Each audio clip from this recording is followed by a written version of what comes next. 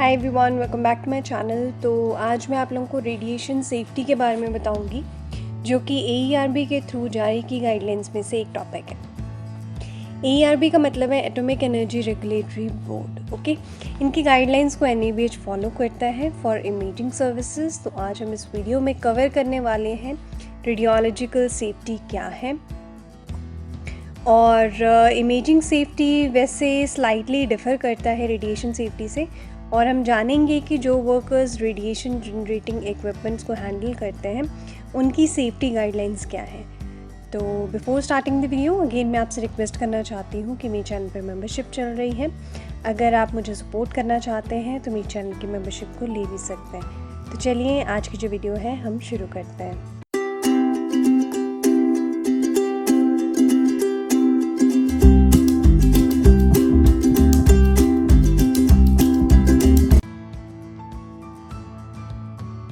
देखिए गाइज, जैसे कि मैंने आपको अभी बताया कि इमेजिंग सर्विसेज के लिए AERB के गाइडलाइंस को NABH फॉलो करता है। तो इसके अकॉर्डिंग सबसे पहले बात करते हैं रेडिएशन सेफ्टी की।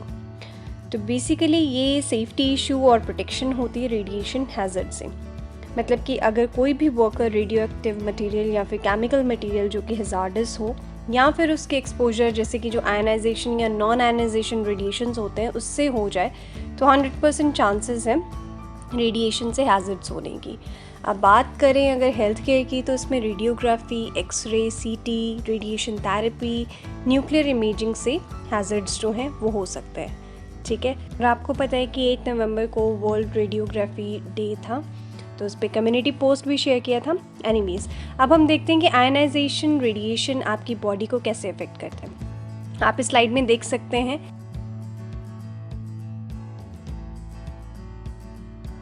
तो सबसे पहले जो रेडिएशंस हैं वो आपके एटम्स पे इफ़ेक्ट करता है। ठीक है, एटम्स को आपके जो आयनाइजेशन स्टार्ट करता है उनकी, उसके बाद वो मॉलिक्यूल्स को अफेक्ट करता है, फिर सेल्स को अफेक्ट करता है, एंड विच में अफेक्ट द टिश्यूज़, देन आपके ऑर्गन्स, और उसके बाद पूरी बॉडी। बेसिकली ये क्या करता है कि DNA को डैमेज करते हैं, जिसको हम डीऑक्सीराइबोन्यूक्लिक एसिड भी बोलते हैं। तो ये बिल्कुल ऑब्वियस है कि इन रेडिएशन से सेफ्टी कितनी ज़रूरी है। ठीक है, तो अब हम बात करते हैं जो वर्कर रेडिएशन जनरेटिंग इक्विपमेंट्स को हैंडल कर रहे हैं, तो उनकी सेफ्टी हम कैसे कर सकते हैं। तो मैं आपको कुछ पॉइंट्स बताऊंगी डिटेल्ड वे में। तो सबसे पहला पॉइंट हमारा ये है कि रेडिएशन इक्विपमेंट्स की आपने पीरियोडिक क्वालिटी एश्योरेंस करवानी है। आपने उनकी जो क्वालिटी सर्विलेंस है उसको अपने पास रखना है इंस्टॉलेशन के बाद, और रेडिएशन सर्वे भी आप करवाते रहें। ठीक है, और जो AERB से अप्रूव्ड लाइसेंस रेडियोलॉजिकल इक्विपमेंट को ही आप अपने जो हेल्थ केयर में है वहाँ पे सेटिंग उसकी करवाएं।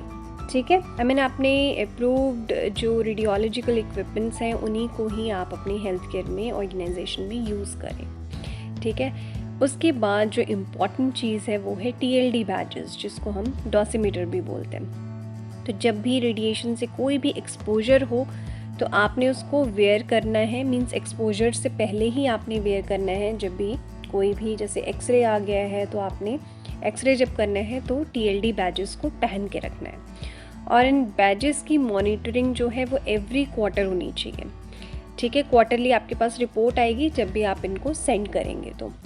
और उनकी जो डोज रिपोर्ट है वो आपके हेल्थ केयर में बेसिकली एवरी क्वार्टर आती रहेगी। ठीक है, उसको भी चेक करें। मतलब कि TLD बैजेस को यूज़ करने के बाद जब आप वापस सेंड करते हैं तो वो आपको एक डोज रिपोर्ट बना के देते हैं, और वो डोज रिपोर्ट को वो खुद भी एनालाइज करते हैं, और अगर कोई इस तरीके की प्रॉब्लम निकलती है तो वो आपको इमीडिएटली रिपोर्ट कर देते हैं। ठीक है, तो ये जो रिपोर्ट है वो क्वार्टरली ही आती है, तो इसकी मॉनिटरिंग इज़ वेरी इंपॉर्टेंट। ठीक है, उसके बाद जो मेन इम्पॉर्टेंट थिंग इसके अलावा है वो है आपके लेड एप्रन्स। तो देखिए, लेड एप्रन्स TLD बैजेस के साथ बहुत इंपॉर्टेंट है। ये आपकी पूरी बॉडी को एक्सपोजर से बचाते हैं। ठीक है, तो इसको भी आपने वेयर करना है जब भी आपका कोई भी इस तरीके का एक्सपोजर करना हो तो। ठीक है, टाइम टू टाइम आप लेड एप्रन की मॉनिटरिंग भी करवाएं, उसको भी चेक करवाएं फॉर एनी लीकेज या फिर ब्रेकेज के लिए। और एक बात, अगर आपके पास लेड एप्रन ज़्यादा है, मींस आपके पास 5 से ज़्यादा है, या इवन मैं आपको बोलूँगी 2 या 3 है, तो आप वो सारे लेड एप्रन्स को नंबरिंग दे के रखें, ठीक है। आपका कोई स्पेशल नंबर होगा, वो नंबर दे के रखें और उस नंबर के अकॉर्डिंग ही आपको पता चल जाएगा कि किस में ब्रेकेज है या किस में लीकेज हुई है, ठीक है। वो स्पेशल टेस्ट होते हैं इसके लिए। आप इस वीडियो में देख सकते हैं कि इस लेडी ने जो है वो लेड एप्रन वेयर किया हुआ है, ठीक है। तो इस तरीके के लेड एप्रन्स दिखते हैं और इसको हमेशा चेक करते रहना है फॉर एनी लीकेज या फिर ब्रेकेज के लिए। लेड एप्रन्स को आपने हमेशा हैंग करके रखना है, आपने उनको फोल्ड नहीं करना है। अगर आप उसको फोल्ड करेंगे तो उसमें क्रैक्स पड़ने स्टार्ट हो जाएंगे, ठीक है।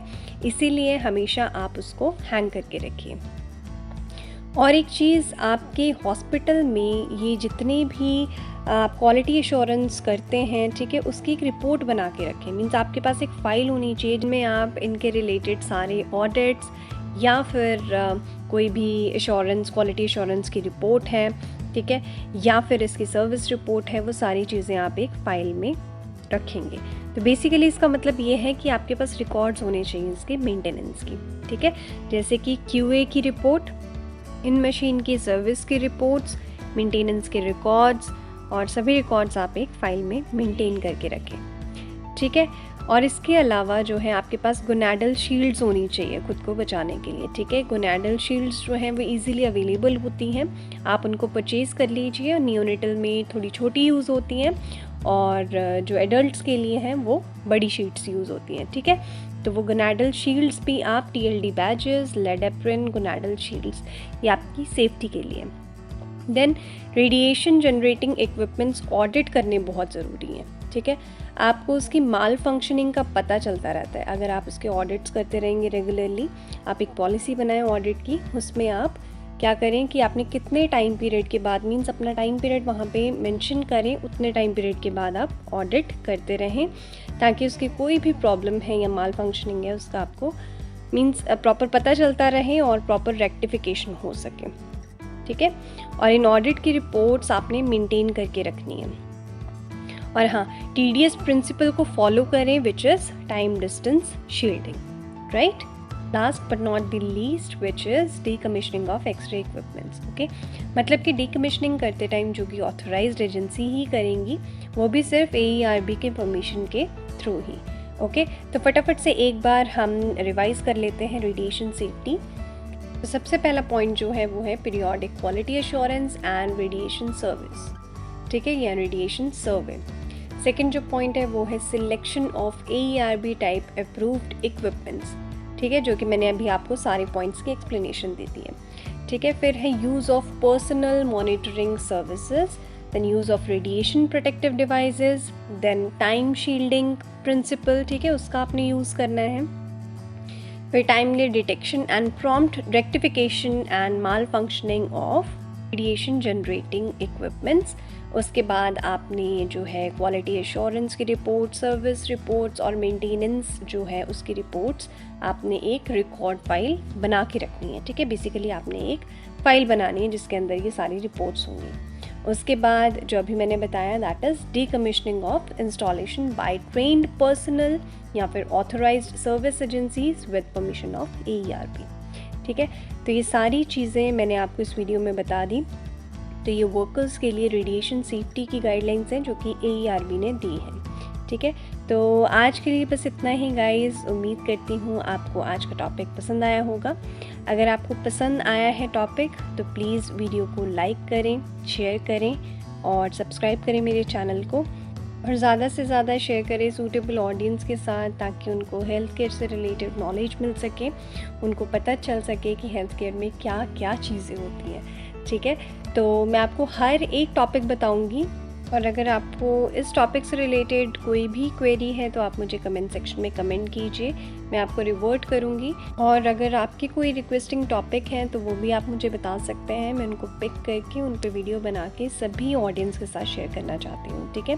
क्योंकि देखिए सभी के पास अपनी अपनी क्वेरीज़ होती हैं, तो मैं चाहती हूँ अगर आपको कोई भी क्वेरी है, चाहे मैं वीडियो के फॉर्म में बताऊँ या फिर अगर मुझे लगता है कि मैं कमेंट सेक्शन में इतना बड़ा आंसर लिख सकती हूँ तो मैं लिख भी देती हूँ। बहुत सारे लोगों को मैंने आंसर भी दिए हैं इस तरीके से, बट अगर जहाँ पॉसिबल नहीं होता है कि बहुत लेंदी हो जाएगा इसका आंसर देना, तो मैं उस पर वीडियो बना देती हूँ, ठीक है। तो निराश मत होना, मैं सभी की क्वेरीज़ को हैंडल करती हूँ, चाहे वो मुझे मेल करें, और अगर एक आधा स्किप भी हो जाता है तो प्लीज़ डोंट वरी, मैं जब भी उसको देखूँगी मैं आपको रिवॉर्ड ज़रूर करूँगी, ठीक है। तो उम्मीद करती हूँ आज का टॉपिक आपको पसंद आया होगा, तो प्लीज़ लाइक और शेयर करें और सब्सक्राइब करें मेरे चैनल को। मैं मिलती हूँ आपसे नेक्स्ट न्यू वीडियो में। Till then bye bye, take care and stay safe.